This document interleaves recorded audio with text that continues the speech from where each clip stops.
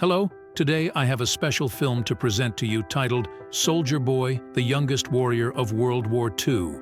Get ready for an incredible true story that will leave you in awe. Join us as we dive into the remarkable journey of the youngest warrior in World War II. Warning, spoilers ahead. Proceed with caution.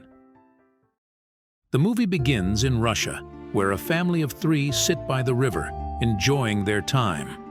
The youngest of them, Sergei Aleshkov, boasts to his elder brother and mother about him being on top of a tree, when suddenly, German fighter jets fly overhead. The mother asks her kids to quickly hide in the bushes, but the 6-year-old claims he is not scared and strikes the jet with a slingshot. To everyone's surprise, he manages to hit the jets and explode them. But when he looks around, his family is gone. Sergei wakes up frightened from the dream and calls for his mother. Just then, someone knocks on his door. Assuming it is his mother, he runs towards it. But a neighbor woman comes in panicking. She thanks God for keeping him alive and informs him that his mother and brother are dead. The little boy cannot comprehend what she is saying and wants to stay in the house to wait for his mother. The woman tells him that the Germans have attacked them and that he should run away. Just then, some soldiers approach their house. The woman makes Sergei run out through the window, but is shot dead before she can join him. The little 6-year-old is now on his own, with no family and friends. As Sergei runs away from the house, he sees his whole neighborhood burning behind him. He calls for his mother in vain and runs away from there. After running for a while, he ends up in the middle of the woods. The little kid starts to call for his mother to come and get him because he is lost. That night, he stays in the jungle. The following morning, we see him drink water from a river when the enemy soldiers approach his way. Sergei, knowing that they are dangerous, quickly hides inside a tree's roots. He is startled when a snake comes nearby but doesn't utter a word or run away. Sergei is more scared of the soldiers than of the snake. The soldiers eat by the river and go away, after which Sergei takes their leftover food and devours it for the night. However, by the end of the day, the little boy is exhausted. He hasn't had a proper meal in 2 days and has been walking with no destination. He falls down as he limps, but doesn't stop walking. While on his way, he sees wild berries and devours them. But just then, an explosion occurs behind him, taking him by surprise. The boy gets dizzy and starts to hallucinate someone coming behind him. However, even in such conditions, he stands brave and tells the person he has a rifle and is not scared. He limps forward but falls unconscious after a while. While he is asleep, 2 soldiers approach him. The scene cuts to the Russian army base where Commander Kuznetsov waits for his patrol soldiers. They come in with the little kid who is injured and weak. When the soldiers claim they are on his side, the little boy opens up and introduces himself. The soldiers laugh when the kid shakes his hand with the commander, suggesting he introduce himself too.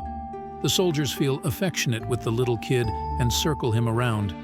They make him drink water and feed him. Even the otherwise cold commander takes care of the kid.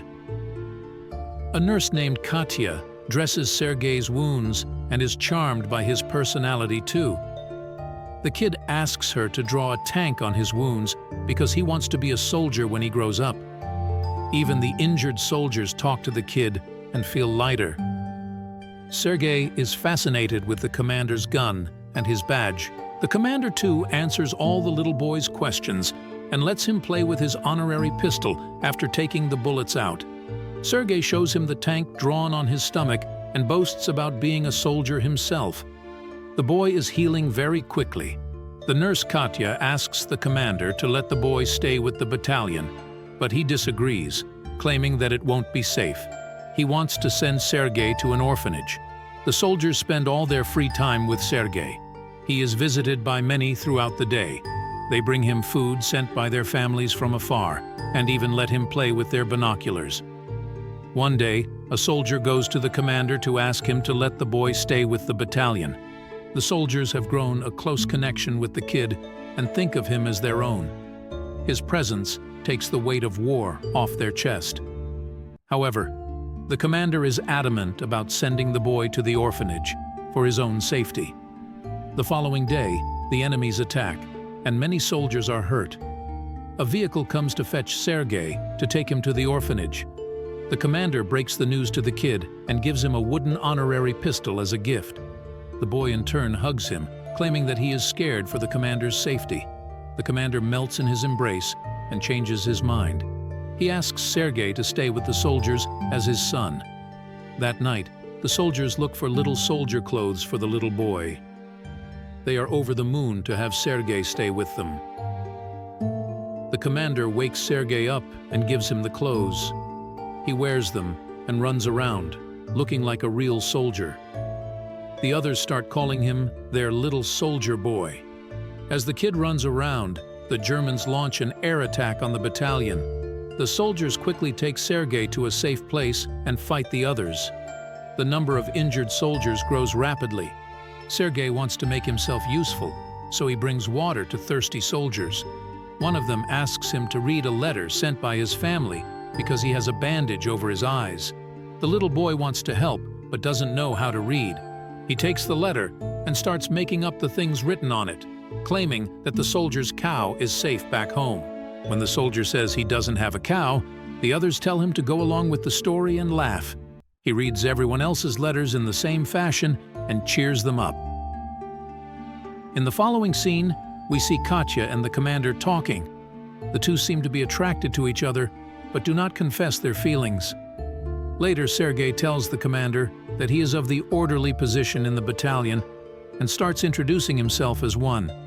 However, the boy then sees one of the soldiers' station destroyed from the attack.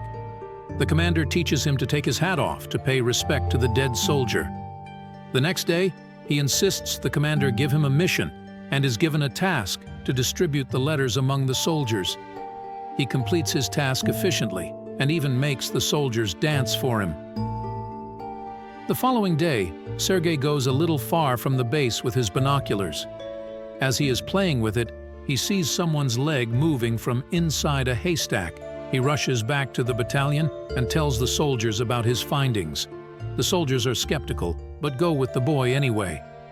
When they reach near the haystack, they are alerted to see two German spies hiding underneath. The spies are arrested, and the kid is praised for his intelligence. That night, the commander shows Sergei the legal papers for his adoption. He is now officially the kid's father. Sergei knows of the commander's feelings for Katya, so to repay his kindness, he takes him to confess to her. But the two see her talking to a different man and wrongfully assume she is interested in someone else.